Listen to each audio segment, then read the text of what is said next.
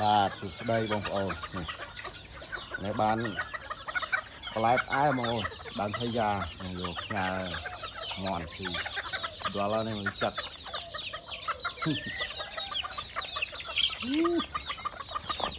ចូលចិត្តស៊ីបន្លែណាបន្លែផ្អែមពីក្តោបពីទៅប៉ោះរសក់អូស៊ីពេលនេះបានថៃយ៉ាដាក់ឲ្យពូវាស៊ី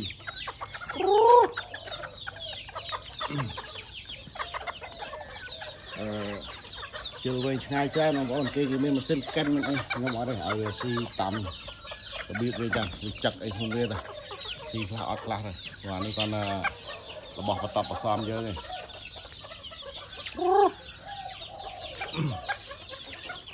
ឃើញកាមេរ៉ាវាគិចរហូតមិញរោមគ្នាល្អមើល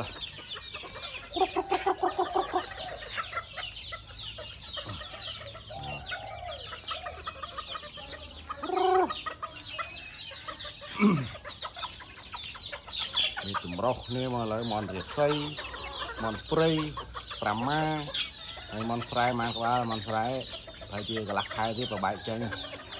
កទៅដាក់នៅផ្ទះចំការ